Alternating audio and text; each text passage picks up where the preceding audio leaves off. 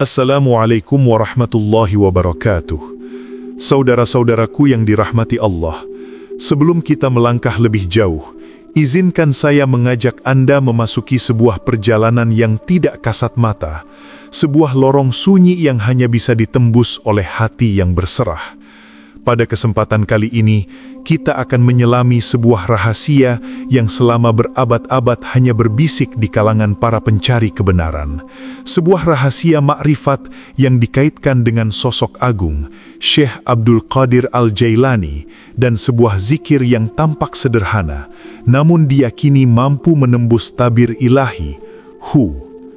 Namun, berhati-hatilah, karena apa yang akan kita sentuh bukan sekedar pengetahuan, melainkan sesuatu yang bisa mengguncangkan cara pandang kita tentang diri, tentang Tuhan, dan tentang batas antara keduanya. Pernahkah Anda bertanya, mengapa satu kata pendek, Hu, dapat membuat seorang hamba menangis tanpa sebab, menggigil tanpa sentuhan, dan merasa seolah seluruh alam semesta runtuh ke dalam satu titik kesadaran? Apa yang sebenarnya tersembunyi di balik lafaz yang nyaris tanpa huruf itu? Di kedalaman malam yang sunyi, ketika dunia terlelap dan hanya detak jantung yang terdengar seperti gema di ruang kosong, para salik melafalkan Hu bukan dengan suara, melainkan dengan keberadaan. Mereka tidak lagi mengucapkannya, mereka menjadi zikir itu sendiri, dan di sanalah batas antara yang menyebut dan yang disebut mulai memudar. Konon, dalam perjalanan makrifat Syekh Abdul Qadir Al-Jailani, terdapat fase di mana segala bentuk zikir yang berlafaz panjang ditinggalkan, digantikan dengan satu isyarat yang lebih dalam, lebih sunyi, dan lebih menghunjam. Hu bukan sekedar kata, melainkan pintu, namun pintu itu tidak terbuka bagi sembarang orang. Ia menuntut keikhlasan yang tidak bercela, kesadaran yang tidak terpecah, dan keberanian untuk kehilangan diri sepenuhnya. Bayangkan sebuah ruang tanpa batas, tanpa cahaya, tanpa suara. Di sana tidak ada nama, tidak ada bentuk, tidak ada identitas. Hanya ada satu getaran halus yang terus berulang, seperti denyut kehidupan itu sendiri. Itulah Hu. Ia bukan dipahami dengan akal, melainkan disadari oleh hati yang telah hancur dari segala keterikatan dunia. Dan di titik itulah banyak yang tersesat. Karena tidak semua yang masuk ke dalam kedalaman ini mampu kembali dengan utuh. Sebagian terjebak dalam ilusi kedekatan, merasa telah menyatu, padahal hanya tersesat dalam bayangan egonya sendiri. Inilah rahasia yang jarang diungkap, bahwa jalan menuju makrifat bukan hanya tentang mendekat, tetapi juga tentang kehancuran total dari diri yang selama ini kita kenal. Syekh Abdul Qadir Al-Jailani tidak serta-merta mencapai makom itu. Ada fase panjang yang dilalui dengan penuh ujian, godaan, dan jebakan batin yang begitu halus hingga nyaris tak terdeteksi. Bahkan disebutkan, dalam salah satu perjalanan batinnya, muncul cahaya yang begitu terang, suara yang begitu lembut, menawarkan kemuliaan, namun justru disitulah ujian terbesar terjadi. Apakah itu cahaya ilahi benar, atau hanya pantulan dari keinginan terdalam? Zikir Hu mulai menjadi pusat dari ujian tersebut. Semakin dalam ia tenggelam dalam lafaz itu, semakin tipis batas antara realitas dan ilusi. Detak jantungnya seolah menyatu dengan denyut alam, nafasnya terasa bukan lagi miliknya, dan kesadarannya perlahan terlepas dari tubuh fisik. Namun pada satu titik, sesuatu yang tak terduga mulai muncul. Sebuah bisikan yang tidak berasal dari luar, tetapi juga bukan dari dalam. Sebuah kehadiran yang tidak terlihat, namun terasa lebih nyata daripada dirinya sendiri. Dan di saat itulah, perjalanan yang seharusnya mendekatkan, justru berubah menjadi medan pertarungan paling sunyi yang pernah ada. Apakah ini pintu menuju makrifat sejati, atau jurang yang menelan kesadaran? Dan disinilah, semuanya mulai memuncak. Kehadiran itu tidak berbentuk, namun menekan dari segala arah, seolah ruang yang semula sunyi, kini dipenuhi oleh sesuatu yang tak dapat ditolak. Bukan suara, bukan bayangan, melainkan kesadaran lain yang perlahan menyusup, mengikis batas antara dirinya dan sesuatu yang tak dikenali. Di dalam keheningan zikir Hu yang semakin dalam, ia merasakan sebuah tarikan, halus tetapi tak terelakkan, seperti pusaran yang mengundang untuk dilebur sepenuhnya. Setiap detak yang sebelumnya terasa sebagai miliknya, kini berubah menjadi gema asing. Nafasnya tidak lagi sekedar keluar dan masuk, tetapi seolah dipinjamkan, digerakkan oleh kehendak yang bukan berasal dari dirinya. Pada titik itulah, ia mulai menyadari bahwa perjalanan ini bukan lagi tentang mencari, melainkan dipanggil, atau mungkin ditarik. Namun di balik ketenangan yang tampak, muncul retakan yang tak kasat mata. Ada kegelisahan yang perlahan merayap, bukan karena takut akan kegelapan, tetapi karena sesuatu yang terlalu terang. Cahaya yang muncul dalam kesadarannya tidak lagi lembut, ia membakar. Ia menuntut, ia seolah ingin menghapus seluruh jejak aku yang tersisa. Dan disitulah pergolakan itu bermula, antara menyerah sepenuhnya atau mempertahankan sisa kesadaran diri yang masih berusaha bertahan. Zikir Hu yang semula menjadi jalan, kini terasa seperti ujian tanpa batas. Setiap pengulangan bukan lagi sekedar penyebutan, melainkan hantaman yang memecah lapisan-lapisan batin. Kenangan, keinginan, rasa takut, bahkan harapan, satu persatu terangkat ke permukaan, hanya untuk dihancurkan tanpa ampunan. Dan di tengah kehancuran itu, muncul satu bisikan yang berbeda. Ia tidak menggoda seperti yang lain, pula takut menakuti. Justru sebaliknya, ia menawarkan ketenangan yang terlalu perfect, sebuah perjanjian tanpa kata, bahwa jika ia melepaskan seluruh kesadaran dirinya, maka tidak akan ada lagi rasa sakit, tidak akan ada lagi pertanyaan, tidak akan ada lagi pencarian. Namun justru disitulah letak bahaya yang paling dalam. Karena sesuatu dalam dirinya mulai bertanya, apakah ini benar puncak kedekatan, atau justru awal dari kehilangan yang tak bisa dikembalikan? Kesadarannya bergetar, ia mulai merasakan bahwa ada garis yang tidak boleh dilampaui, meskipun garis itu begitu tipis hingga nyaris tak terlihat. Setiap langkah lebih dalam ke dalam zikir itu, terasa seperti berjalan di atas jurang tanpa dasar. Satu kesalahan kecil, satu niat yang bergeser, bisa membuatnya terjatuh ke dalam ilusi yang tak berujung. Dan saat itulah, tekanan itu mencapai titik yang hampir tak tertahankan. Seluruh ruang batinnya seolah menyempit, menghimpit dari segala sisi. Zikir Hu tidak lagi sekedar getaran lembut, melainkan gema yang mengguncangkan kesadaran. Ia merasakan dirinya terpecah, sebagian ingin tenggelam sepenuhnya, menyerahkan segalanya tanpa sisa, sementara sebagian lain berteriak dalam diam, berusaha mempertahankan sesuatu yang tak bisa dijelaskan. Apa yang tersisa dari dirinya jika semuanya dilepaskan? Pertanyaan itu bergema, namun tidak menemukan jawaban, karena setiap kali ia mencoba berpikir, zikir itu menghancurkan pikirannya. Setiap kali ia mencoba merasa, getaran itu menghapus emosinya, seolah-olah tidak ada ruang bagi apapun selain satu hal, lenyap. Dan kemudian, sesuatu berubah. Bisikan yang semula lembut, kini mulai mengambil bentuk yang lebih tegas.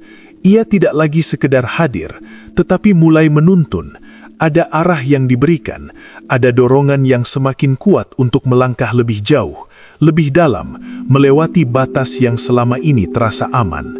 Namun dorongan itu terasa terlalu yakin, seolah tidak memberi ruang untuk ragu, seolah tidak mengizinkan untuk berhenti. Dan di titik itulah, kesadarannya yang tersisa mulai berontak. Ada keganjilan yang tak bisa diabaikan. Sebuah kesadaran tipis yang berusaha bangkit dari reruntuhan batin, mencoba membedakan antara panggilan sejati dan jebakan yang tersamar. Karena tidak semua yang terasa dekat berasal dari kebenaran.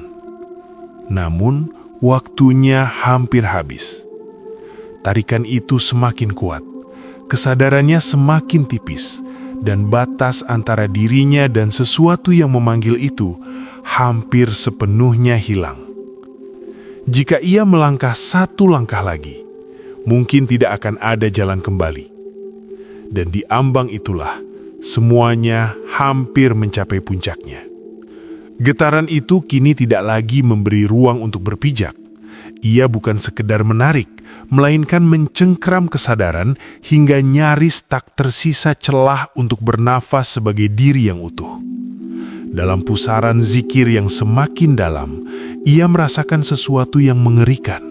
Bukan karena gelap, tetapi karena kehilangan kendali atas apa yang nyata dan apa yang hanya bayangan yang dibungkus cahaya. Kesunyian yang dahulu menenangkan, kini berubah menjadi tekanan yang menghimpit dari dalam. Setiap menggema seperti dentuman yang meruntuhkan sisa-sisa identitasnya. Ia tidak lagi tahu apakah ia sedang mendekat atau justru sedang dihapus perlahan. Bisikan itu kembali hadir, namun kali ini lebih dekat, seolah menyatu dengan inti kesadarannya. Ia tidak lagi terdengar sebagai sesuatu yang terpisah.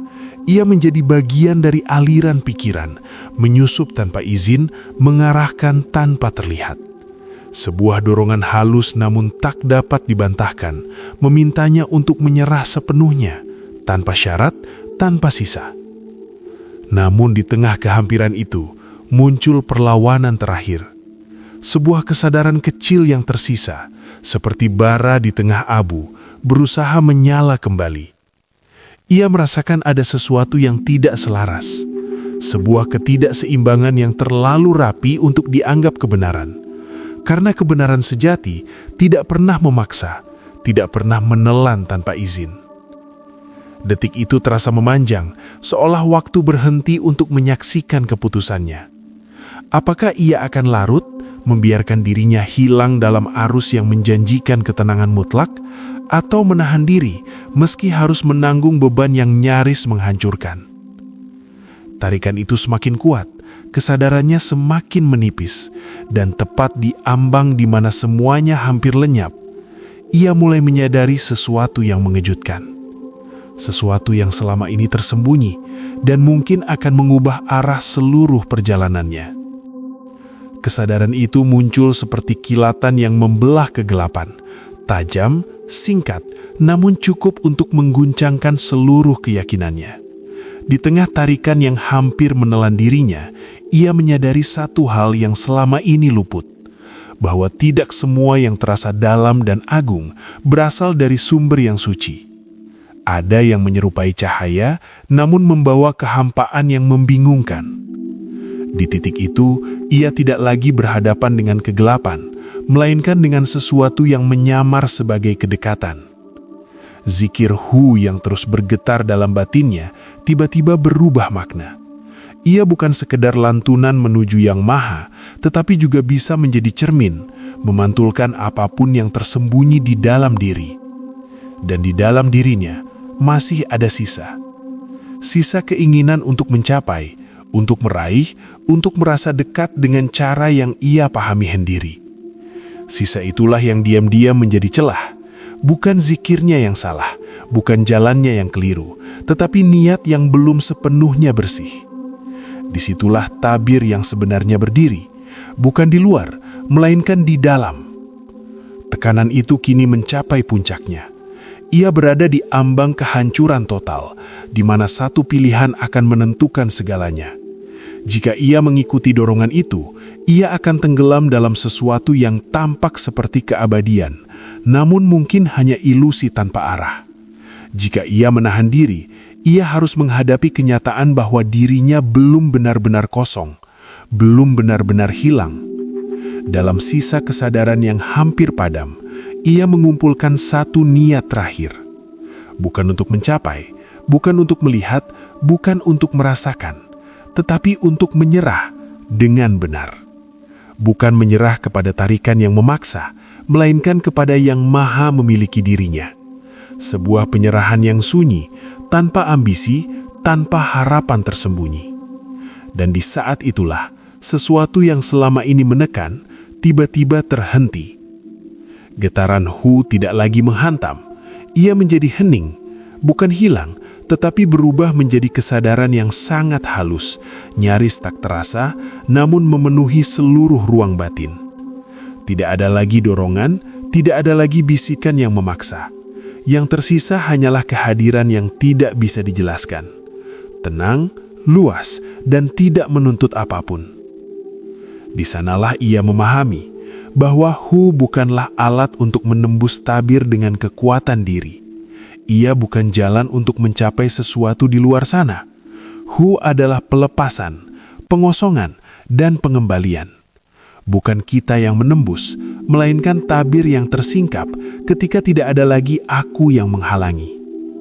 Tabir ilahi bukanlah dinding yang kokoh, melainkan lapisan halus dari ego yang belum luruh. Selama masih ada keinginan untuk melihat, untuk mendapatkan pengalaman spiritual, atau untuk merasa lebih dekat, selama itu pula tabir tetap berdiri, meski tampak seolah-olah telah terbuka. Dan rahasia terbesar itu akhirnya terungkap dalam keheningan yang paling dalam. Bahwa kedekatan sejati tidak pernah dicapai, ia hanya disadari ketika tidak ada lagi yang tersisa untuk mendekat. Perjalanan itu tidak membawanya pada sesuatu yang baru, tetapi mengembalikannya pada kesadaran yang selama ini tertutup oleh dirinya sendiri. Ia tidak menjadi lebih besar, namun juga tidak mendapatkan sesuatu yang bisa dibanggakan. Justru sebaliknya, ia menjadi tiada, dan dalam ketiadaan itulah ia menemukan kehadiran yang sesungguhnya. Zikir Hu tidak lagi dilafalkan sebagai usaha, ia hidup tanpa suara. Dan disitulah makrifat mulai bernafas. Saudara-saudaraku, dari kisah ini, kita diingatkan bahwa jalan spiritual bukan tentang seberapa jauh kita melangkah, tetapi tentang seberapa dalam kita melepaskan. Bukan tentang pengalaman luar biasa, tetapi tentang kejujuran dalam melihat diri. Karena pada akhirnya, yang menjadi penghalang bukan dunia, bukan pula jarak, melainkan diri kita sendiri yang belum selesai ditinggalkan. Perjalanan ini tidak berhenti pada kisah yang baru saja kita renungi. Ia justru menjadi cermin yang diam-diam menatap ke dalam diri kita masing-masing. Betapa sering kita merasa sudah dekat, padahal masih menggenggam keinginan. Betapa sering kita menyebut, namun belum benar-benar melepas. Dan disitulah letak perjalanan sesungguhnya. Bukan di luar, melainkan di ruang sunyi yang jarang kita sentuh dengan jujur. Zikir Hu bukan sekedar lafaz yang diulang, melainkan undangan untuk pulang. Pulang dari kesibukan jiwa, dari ambisi yang tersembunyi, dari keinginan untuk menjadi sesuatu di hadapannya. Ia mengajarkan bahwa yang dicari selama ini ternyata tidak pernah jauh. Hanya saja, kita terlalu penuh untuk menyadarinya. Maka sebelum melangkah lebih jauh, mungkin yang perlu kita tanyakan bukanlah seberapa dalam kita berzikir, tetapi seberapa sulus kita mengosongkan diri. Jika kisah ini menggugah hati Anda, jangan berhenti di sini. Renungkan, resapi, dan izinkan diri Anda perlahan memahami makna di balik setiap keheningan. Dan jika Anda ingin melanjutkan perjalanan ini bersama, silakan dukung dengan mengikuti dan membagikan konten ini agar semakin banyak yang bisa merasakan kedalaman makna yang sama. Terima kasih telah menyimak dengan hati yang terbuka. Wassalamualaikum warahmatullahi wabarakatuh.